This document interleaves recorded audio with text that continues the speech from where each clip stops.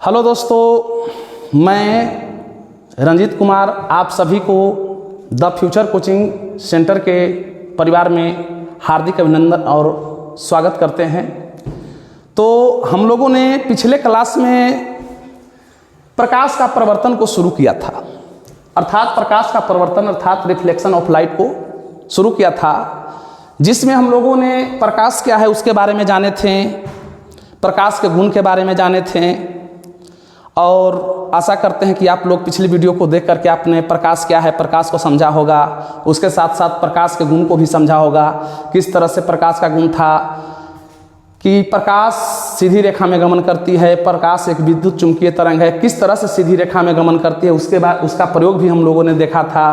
किस तरह से चुंबकीय प्रभाव है उसको भी देखा था। प्रकाश एक कण है इसके बारे में भी हम लोगों ने देखा था।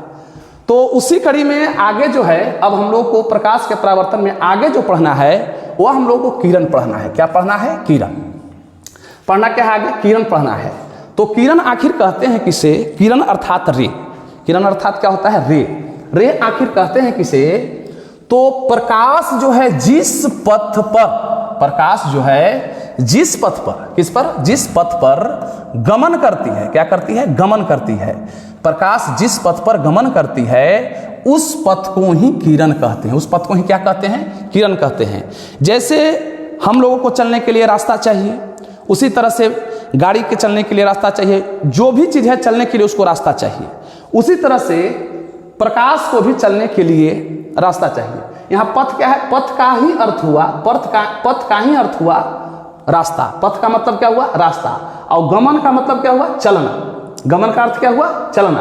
कहने का अर्थ है कि प्रकाश जिस रास्ते पर, प्रकाश जिस रास्ते पर चलती है, रास्ता मतलब पथ हुआ और चलना मतलब गमन हुआ। हम इस तरह से भी कह सकते हैं कि प्रकाश जिस रास्ते पर चलती है, जिस पथ पर चलती है या जिस पथ पर गमन करती है उस पथ को ही किरण कहते हैं। उस पथ को ही क्या कहते हैं? तो किरण कहते हैं। जैसे एग्जाम्पल स्वरूप यहां देखिए, जैसे एग्जाम्पल स्वरूप यह है क्या है? यह एक किरण हुआ।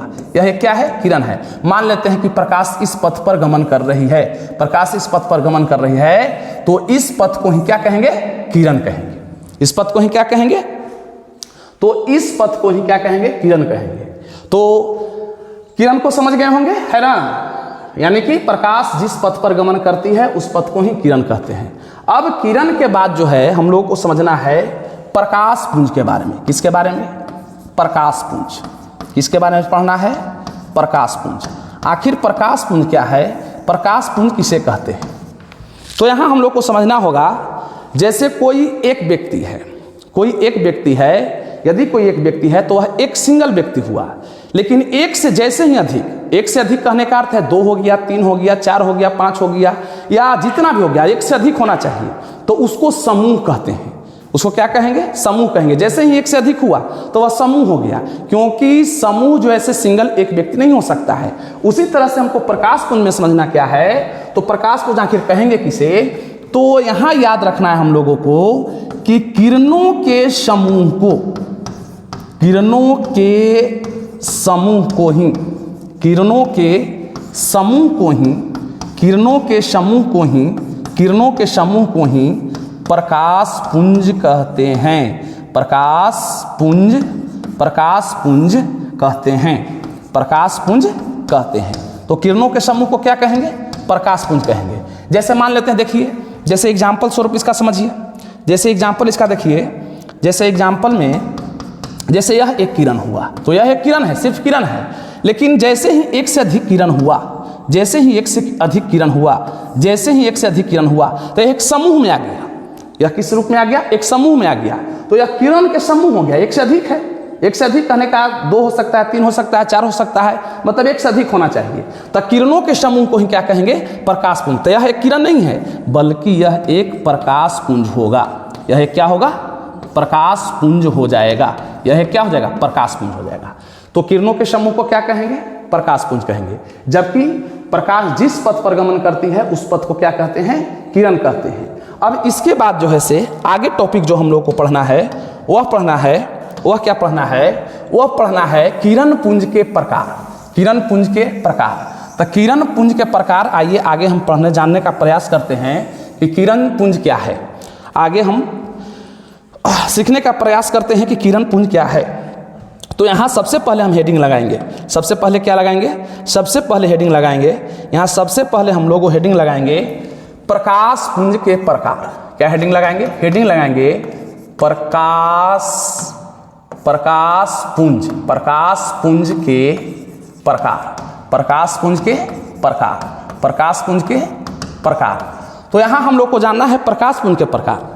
तो सबसे पहले तो यह जान लेना आवश्यक है कि आखिर प्रकाश पुंज के कितने टाइप्स होते हैं, है ना। प्रकाश पुंज के कितने टाइप्स होते हैं? तो प्रकाश पुंज के 3 टाइप्स होते हैं, 3 प्रकार के होते हैं, जिसमें सबसे पहला है समांतर प्रकाश पुंज।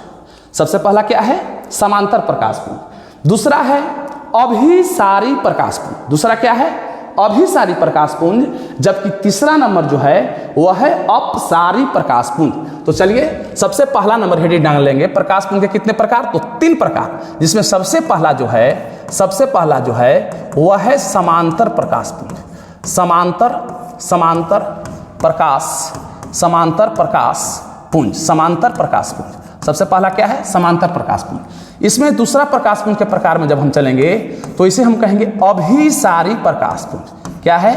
अभिसारी प्रकाश पुंज। दूसरा क्या है? अभिसारी प्रकाश पुंज। दूसरा क्या है?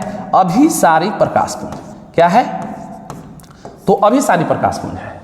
पहला समांतर प्रकाश पुंज, दूसरा अभिसारी प्रकाश पुंज, और जब हम लास्ट की बात करेंगे, तीसरा नंबर की जब बात करेंगे तो वह हो जाएगा अपसारी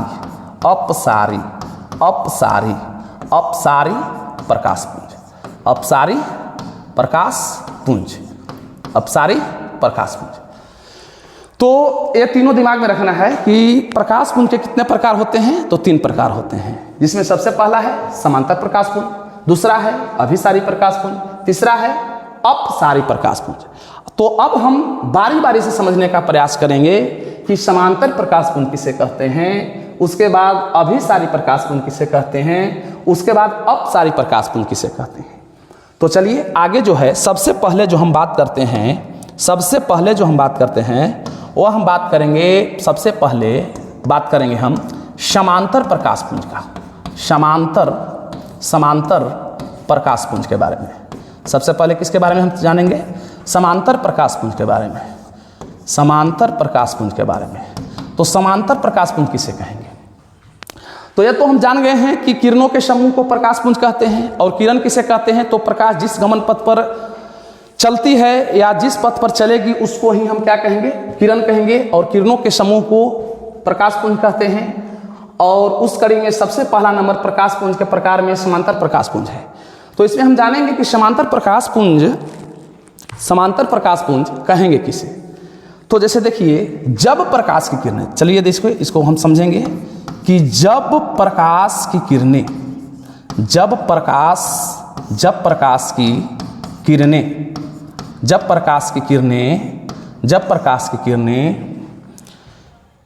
एक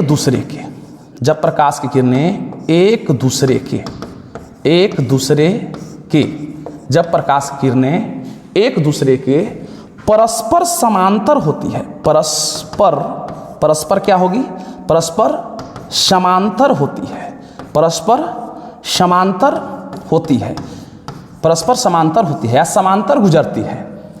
तो ऐसे प्रकाश पुंज को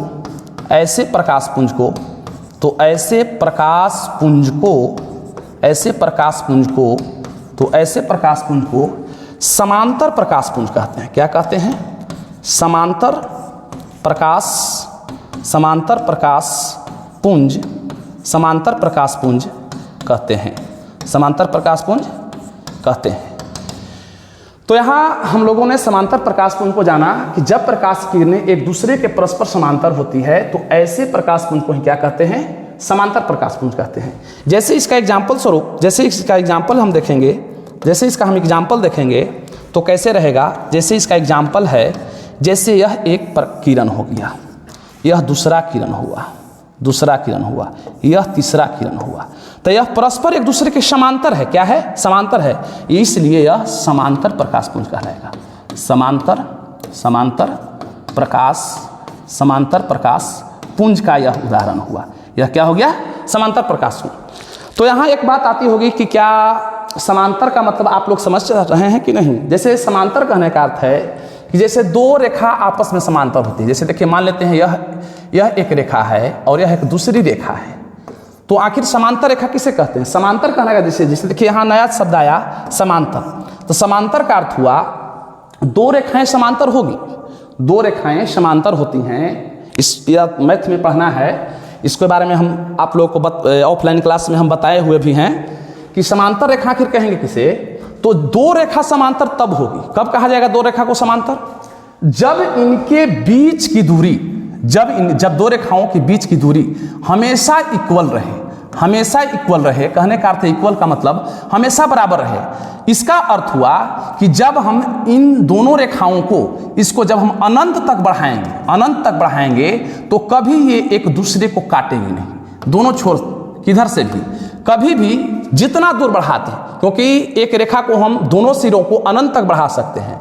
समांतर, तो यहाँ समांतर समझना है कि समांतर रेखा किसे कहेंगे? जब दो रेखाओं को अनंत तक हम बढ़ाएंगे और कभी एक दूसरे को कभी इस तरह से प्रतिच्छेद नहीं करेगा आगे बढ़ते हुए, कहीं कितना दूर अनंत तक ले जाएंगे, इधर भी अनंत तक, दोनों सिरों को हम अनंत तक ले जाएंगे और कभी एक दूसरे को काटेंगे नहीं, तो उसी को हम समांतर रेखा कहते हैं। क्या कहते हैं? समांतर रेखाएं कहते हैं, समांतर रेखाएं कहते हैं। क्या कहते हैं? समांतर रेखाएं कहते हैं। तो वही चीज यहाँ है, जब प्रकाश की किरणें एक दूसरे के क्या होगी? परस्पर समांतर होती है। क्या होती है? परस्पर समांतर होती है। तो ऐसे प्रकाश पुंज को ही क्या कहते हैं? समांतर प्रकाश पुंज कहते हैं। तो चलिए, आशा है कि आप लोग जो है से समांतर प्रकाश पुंज के बारे में समझ गए होंगे। चलिए अब आइए हम सेकंड नंबर पर चलते हैं, जिसे है जो है अभिसारी प्रकाश पुंज। क्या है? अभिसारी प्रकाश। तो चलिए, हम लोगों ने पहला नंबर प्रकाश पुंज के प्रकार को पढ़ा, जिसमें सबसे पहला नंबर था समांतर प्रकाश पुंज। तो समांतर प्रकाश पुंज के बारे में जाने कि जब प्रकाश किरणें परस्पर एक दूसरे के समांतर होती है तो उसे समांतर प्रकाश पुंज कहते हैं। तो यहाँ पर हमने इन दोनों का परिभाषा को लिख दिया है, क्योंकि समय थोड़ा वीडियो बड़ा हो जाता है तो थोड़ा दिक्कत होता है, इसलिए थोड़ा सा हमने जो है से पहले ही लिख दिया है। तो चलिए समझेंगे बढ़िया से हम लोग। दूसरा नंबर जो है वह पढ़ना है हम लोगों को अभिसारी प्रकाश पुंज। दूसरा क्या है? अभिसारी प्रकाश पुंज। तो यहाँ बात आती है कि आखिर अभिसारी प्रकाश पुंज किसे कहेंगे? तो यहाँ देखिए, जिस प्रकाश पुंज की सभी किरणें, क्योंकि हम लोग जानते हैं कि प्रकाश पुंज तो जो है से किरणों का समूह है, सिंगल तो होगा नहीं, इसीलिए सभी सभी किरणें एक ही बिंदु पर मिलती है। क्या होती है? एक ही बिंदु पर मिलती है, तो उसे हम अभिसारी प्रकाश पुंज कहते हैं। उसे क्या कहते हैं? अभिसारी प्रकाश पुंज कहते हैं। जिस प्रकाश पुंज की सभी किरणें एक ही बिंदु पर मिलती है उसे क्या कहते हैं? अभिसारी प्रकाश पुंज कहते हैं। जैसे यहाँ देखिए, जैसे मान लेते हैं कि यह एक बिंदु है और यहाँ पे यह पहला किरण, यह दूसरा किरण, यह तीसरा किरण, इस तरह से यह चौथा किरण, इस तरह से किरणों का समूह है ना। इस तरह से क्या? किरणों का समूह। तो यहाँ पर हम देख रहे हैं कि सभी किरणें क्या हो रही है? एक ही बिंदु पर मिल रही है। इस बिंदु पर ही, एक ही बिंदु पर क्या हो रही है? इस एक ही बिंदु पर क्या हो रही है? आकर के मिल रही है। क्या हो रही है? आकर के मिल रही है। सभी एक ही बिंदु पर आकर के मिल रही है, इसलिए इसे क्या कहेंगे? तो इसी को हम कहेंगे अभिसारी प्रकाश पुंज। क्या कहेंगे? अभिसारी प्रकाश पुंज कहेंगे। इसको क्या कहेंगे? अभिसारी प्रकाश पुंज कहेंगे। क्लियर है? तो जिस प्रकाश पुंज की सभी किरणें एक ही बिंदु पर मिलती है उसे क्या कहते हैं? अभिसारी प्रकाश पुंज कहते हैं। चलिए अब जो है से थर्ड नंबर जो है वह है अपसारी प्रकाश पुंज। क्या है? अपसारी प्रकाश पुंज। तो अपसारी प्रकाश पुंज में कहता है कि जिस प्रकाश पुंज की सभी किरणें एक ही बिंदु से निकलकर क्या होगा? इसमें क्या होगा? तो जिस प्रकाश पुंज की सभी किरणें एक ही बिंदु से निकलकर चारों ओर फैल जाती है उसे हम कहेंगे अपसारी प्रकाश पुंज। क्या कहेंगे? अपसारी प्रकाश पुंज। जैसे इसका एग्जाम्पल हम देखेंगे, तो जैसे देखिए, इसका जब हम एग्जाम्पल देखेंगे तो जैसे मान लेते हैं कि यह एक बिंदु है और इसी बिंदु से सभी किरणें क्या हो रही है, सभी किरणें एक ही बिंदु से क्या हो रही है, निकल रही है। एक ही बिंदु से क्या हो रही है, यहाँ निकल रही है। तो इसे जो हम क्या कहेंगे, अपसारी, क्या कहेंगे, अपसारी। इसे क्या कहेंगे, अपसारी प्रकाश पुंज कहेंगे, अपसारी प्रकाश पुंज कहेंगे। क्या कहेंगे, अपसारी प्रकाश पुंज कहेंगे, क्योंकि यह एक बिंदु हुआ।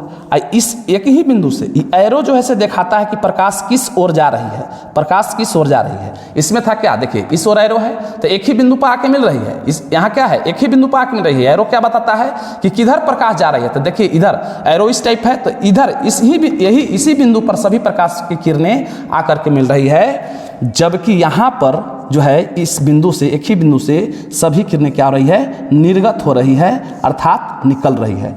तो जब प्रकाश की किरणें एक ही बिंदु से,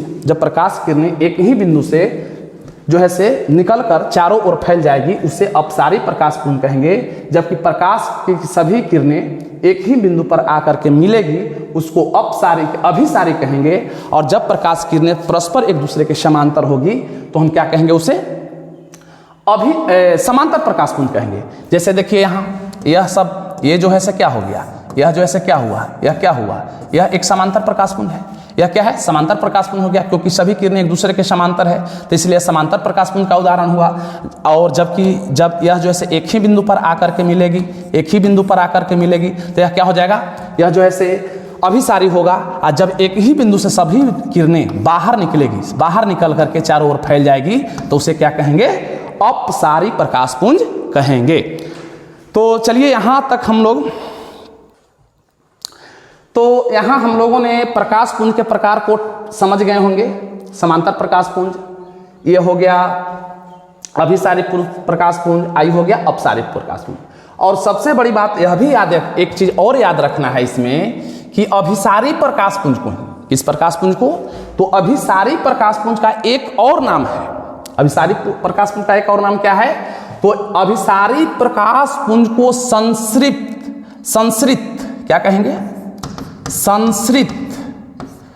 संश्रित प्रकाश पुंज भी कहते हैं। क्या कहते हैं, तो संश्रित प्रकाश पुंज कहते हैं। संश्रित किसे कहेंगे, तो अभिसारी प्रकाश पुंज का दूसरा नाम है संश्रित।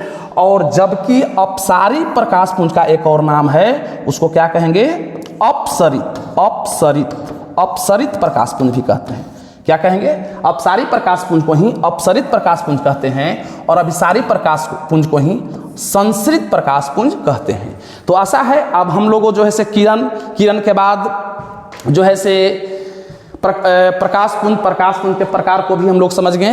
प्रकाश पुंज के कितने प्रकार, तो 3 प्रकार। प्रकाश पुंज के कितने प्रकार, 3 प्रकार। पहला समांतर, दूसरा अभिसारी, तीसरा अपसारी। जब प्रकाश की किरणें परस्पर एक दूसरे के समांतर होगी तो उसको समांतर प्रकाश पुंज कहेंगे। जब प्रकाश की किरणें एक ही बिंदु पर आकर के मिलेगी तो उसको अभिसारी कहेंगे। और जब प्रकाश पुंज की सभी किरणें एक ही बिंदु से बाहर निकलकर चारों ओर फैल जाएगी, उसे हम अपसारी प्रकाश पुंज कहेंगे। तो चलिए अब इससे आगे की कड़ी में हम चलते हैं। आगे हम बात करेंगे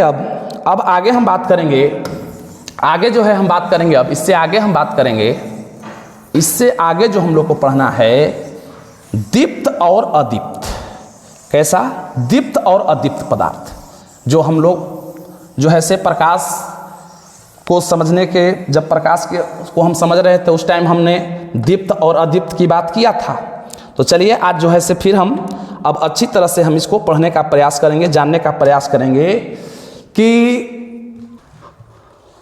तो आइए हम लोग सीखेंगे दीप्त पदार्थ के बारे में। आगे क्या पढ़ना है, दीप्त पदार्थ।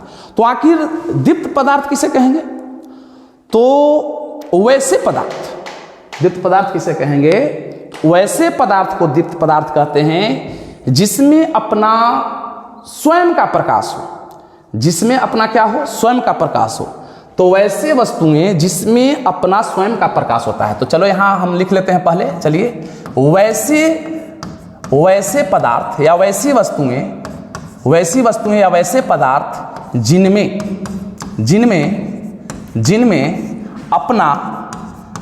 अपना स्वयं का प्रकाश हो, स्वयं का प्रकाश हो, वैसे वस्तुएं या वैसे पदार्थ जिनमें अपना स्वयं का प्रकाश हो, क्या कहेंगे, उसे क्या कहेंगे, उसी को हम क्या कहते हैं, दीप्त पदार्थ कहते हैं या दीप्त वस्तुएं कहते हैं। जैसे इसका एग्जाम्पल जो हो जाएगा, इसका एग्जाम्पल जैसे है जलता हुआ बल्ब। क्या है, जलता हुआ बल्ब, जलता हुआ बल्ब। उसके साथ साथ और क्या हो सकता है, जलता हुआ बल्ब, इसके साथ साथ जलती हुई मोमबत्ती, है ना। इसके साथ एक सबसे इंपॉर्टेंट चीज है सूर्य। सूर्य भी एक क्या है, तो एक दीप्त पदार्थ है, क्योंकि सूर्य में अपना स्वयं का प्रकाश होता है। सूर्य में क्या होता है, अपना स्वयं का प्रकाश होता है। और इसके साथ साथ सभी तारे, एक तरह से सूर्य भी तारा है, तो सूर्य भी तारा है, तो तारे के अंतर्गत ही सूर्य आएगा। तो जितने भी तारे हमको नजर आते हैं या जितना भी तारे हैं, उनमें सब का अपना प्रकाश होता है। इसलिए जलता हुआ बल्ब, जलती हुई मोमबत्ती, जलती हुई लालटेन, सभी के सभी सूर्य हो गया, जितना तरह के तारा हो गया, सब के सब क्या है, दीप्त पदार्थ है, क्योंकि उनमें अपना स्वयं का प्रकाश होता है। अब इसके बाद आगे जो पढ़ना है वह पढ़ना है अदीप्त वस्तुएं।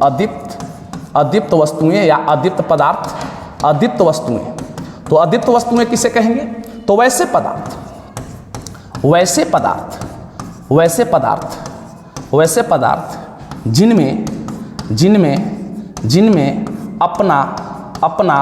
जिनमें अपना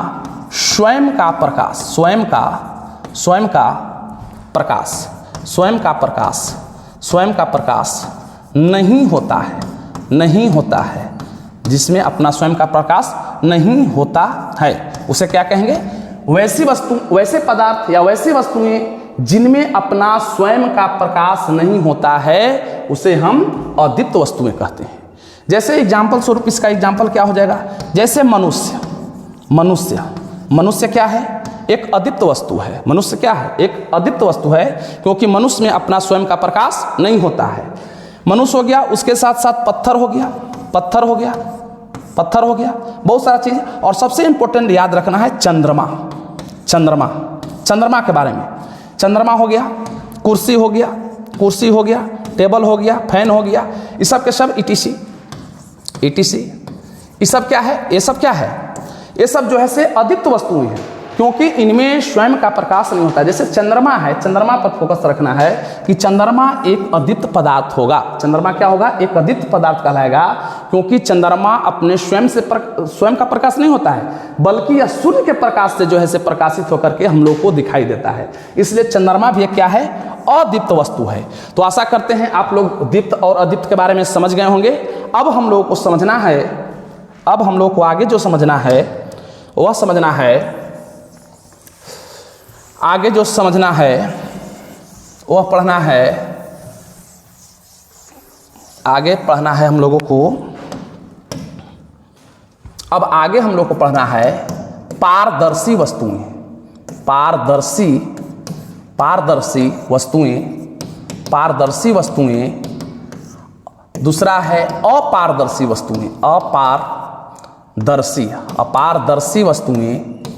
वस्तुएं, अपारदर्शी वस्तुएं। और दूसरा क्या है, अपारदर्शी वस्तुएं, पारभासी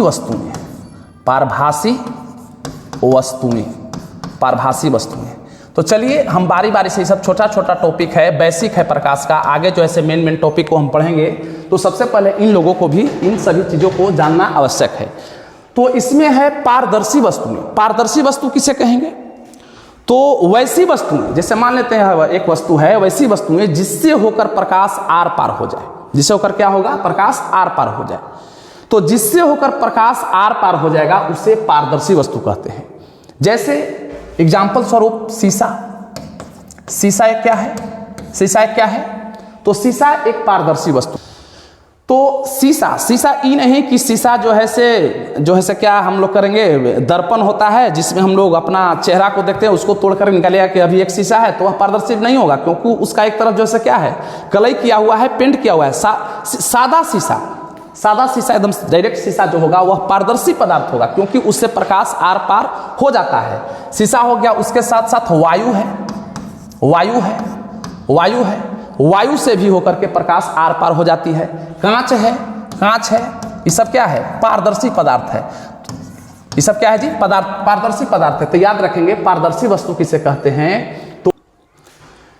तो शीशा हो गया, वायु हो गया, कांच हो गया, ये सब क्या है? पारदर्शी वस्तुएं हैं। कहने का अर्थ है कि जिनसे होकर प्रकाश पूर्ण रूप से आर पार होगा, जिनसे होकर प्रकाश पूर्ण रूप से।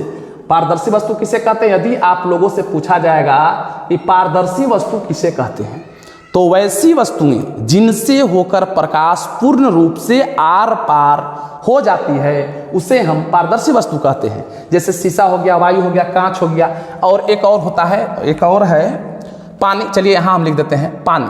पानी भी एक पारदर्शी पदार्थ है जी, क्योंकि पानी से भी प्रकाश होकर के पूर्ण रूप से आर पार हो जाती है। तो आशा करते हैं कि पारदर्शी वस्तु के बारे में आप लोग समझ गए होंगे। अब सेकंड नंबर जो है से वह है अपारदर्शी वस्तुएं। क्या है?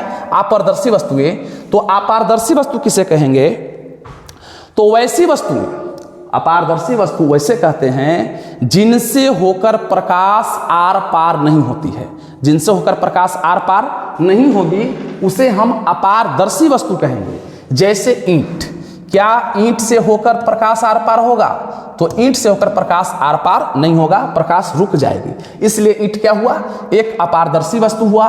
पत्थर हो गया, पत्थर हो गया, पत्थर हो गया, पत्थर भी क्या है? एक अपारदर्शी वस्तु है। इस तरह से और बहुत सारा एग्जाम्पल हम दे सकते हैं।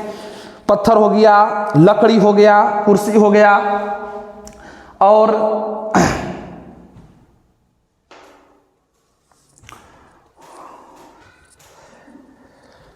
चलिए अब हम लोग आशा करते हैं कि आप लोग जो हैं से अपारदर्शी वस्तु के बारे में समझ गए होंगे। ईंट, पत्थर, कुर्सी, लकड़ी, इस सब से होकर के जो है से प्रकाश आर पार नहीं होगा। लकड़ी, लकड़ी, ये सब क्या है? ये सब जो है से अपारदर्शी वस्तु है, क्योंकि इनसे प्रकाश होकर आर पार नहीं होगी। अब हम बात करते हैं तीसरा नंबर। तीसरा नंबर हम बात करते हैं पारभासी वस्तु का। किसका बात करते हैं? पारभासी वस्तु का। तो पारभासी वस्तु वैसे वस्तु को कहेंगे जिनसे होकर, पारभासी वस्तु वैसे वस्तु को कहेंगे जिनसे होकर प्रकाश का कुछ ही मात्रा, प्रकाश पूर्णतः आर पार नहीं होगा, बल्कि प्रकाश का कुछ ही मात्रा आर पार हो, पूर्णतः आर पार नहीं हो, पूर्णतः नहीं हो, तो उसे हम क्या कहेंगे? पारभासी वस्तु कहेंगे। जैसे इसमें इसका एग्जाम्पल बहुत अच्छा है, तेल लगा हुआ कागज, तेल लगा हुआ कागज, तेल लगा हुआ कागज। इसके साथ साथ रगड़ा हुआ या घिसा हुआ, रगड़ा हुआ शीशा, रगड़ा हुआ कांच या शीशा, रगड़ा हुआ कांच या शीशा, ये जो ऐसे क्या है? पारभासी वस्तु है। जब हम एक कागज को लेंगे, कागज में तेल थोड़ा सा लगा देंगे और उससे जब हम प्रकाश को देखेंगे तब प्रकाश पूर्ण रूप से आर पार नहीं होगा, बल्कि कुछ ही अंश पार होगा, उसे हम पारभासी वस्तु कहेंगे। रगड़ा हुआ शीशा, शीशा ऐसे है, शीशा प्लेन शीशा को क्या करेंगे? रगड़ देने के बाद जब उससे हम प्रकाश गुजारेंगे तो उससे प्रकाश पूर्ण रूप से नहीं पार होगा, बल्कि कुछ ही अंश पार होगा। इसलिए रगड़ा हुआ वस्तु भी जो है, रगड़ा हुआ शीशा, वस्तु नहीं, रगड़ा हुआ शीशा भी क्या है? एक पारभासी वस्तु का उदाहरण है। तो चलिए आशा करते हैं कि ये तीनों टॉपिक भी समझ गए होंगे। तो याद रखिएगा कि पारदर्शी वस्तु किसे कहेंगे? तो वैसी वस्तुएं जिनसे होकर प्रकाश पूर्ण रूप से आर पार हो जाए उसे क्या कहेंगे? पारदर्शी वस्तु कहेंगे। जैसे शीशा हो गया, वायु हो गया, पानी हो गया, ये सब के सब क्या है? पारदर्शी वस्तु है। इनसे पूर्ण रूप से पूरा प्रकाश आर पार हो जाएगा, इसलिए ये सभी के सभी क्या है? पारदर्शी वस्तु है। जबकि अपारदर्शी वस्तु किसे कहेंगे? तो वैसी वस्तुएं जिनसे होकर प्रकाश जो है आर पार होगा ही नहीं, जिनसे होकर प्रकाश आर पार होगा ही नहीं, अर्थात वैसे वस्तु जिनसे होकर प्रकाश आर पार नहीं होती है उसे अपारदर्शी वस्तु कहते हैं। जैसे ईंट हो गया, पत्थर हो गया, लकड़ी हो गया, ये सब क्या है? अपारदर्शी वस्तु है। जैसे तीसरा में है पारभासी वस्तु। तो वैसी वस्तुएं जिनसे होकर प्रकाश का कुछ ही अंश आर पार हो, और पूर्णतः कहने का मतलब है पूर्ण रूप से प्रकाश जो है से उससे होकर नहीं गुजरेगा, तो उसे हम क्या कहेंगे? पारभासी वस्तु कहेंगे। जैसे तेल लगा हुआ कागज, रगड़ा हुआ शीशा, इस सब के सब क्या है? तो पारभासी वस्तु। तो चलिए यहाँ तक हम लोगों ने पारभासी वस्तुएं को समझ लिए हैं। तो अगला जो टॉपिक हम लोगों को पढ़ना होगा, अगला जो टॉपिक पढ़ना है वह पढ़ना है छाया। तो चलिए हम जो है आप लोगों से छाया, क्या पढ़ना है जी? छाया। तो आशा करते हैं आप लोग जो है कि आज की क्लास में यहाँ तक हम लोगों ने आज क्या क्या सीखा, हम लोग अभी तक क्या क्या सीख चुके हैं। तो हम लोग अभी तक सीख चुके हैं सबसे पहले प्रकाश। क्या सीखा? प्रकाश। जो पिछली वीडियो में हम लोगों ने सीखा था प्रकाश क्या है। तो प्रकाश जिस माध्यम के द्वारा हम किसी वस्तु को देख पाते हैं उसे प्रकाश कहते हैं। प्रकाश के बाद हम लोगों ने सीखा था प्रकाश के गुण के बारे में, विभिन्न तरह के कई तरह के बताए थे, प्रकाश का गुण बताए थे।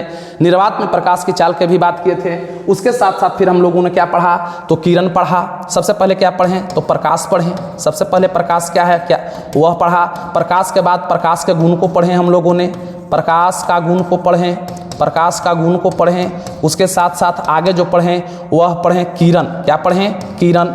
किरण पढ़ें। किरण के बाद हम लोगों ने क्या जाना, तो प्रकाश पुंज जाना, प्रकाश पुंज जाना। इसके साथ साथ प्रकाश पुंज के 3 टाइप को भी हमने जाना, प्रकाश पुंज के 3 टाइप को भी हमने जाना। समांतर प्रकाश पुंज, समांतर प्रकाश पुंज, समांतर प्रकाश पुंज, अभिसारी प्रकाश पुंज, अभिसारी प्रकाश पुंज, अपसारी प्रकाश पुंज, अपसारी प्रकाश पुंज। उसके साथ साथ फिर हम लोगों ने पढ़ा, हम लोगों पढ़ें पर अपसारी प्रकाश पुंज के बाद में हम लोग क्या पढ़ें, तो दीप्त वस्तु पढ़ें। क्या पढ़ें? दीप्त वस्तु पढ़ें। उसके बाद हम लोगों ने क्या पढ़ा, तो उसके बाद हम लोगों ने अदीप्त वस्तु के बारे में जाने। अदीप्त के बाद हम लोगों 3 चीज़ यहाँ लिखा हुआ है। क्या है? पारदर्शी वस्तुएं, अपारदर्शी वस्तुएं, पारभासी वस्तुएं। आशा करते हैं कि आप लोगों को सारा टॉपिक क्लियर होगा, है ना। तो इसके बाद जो है अगला टॉपिक जो हम लोगों को पढ़ना है वह छाया के बारे में पढ़ना है।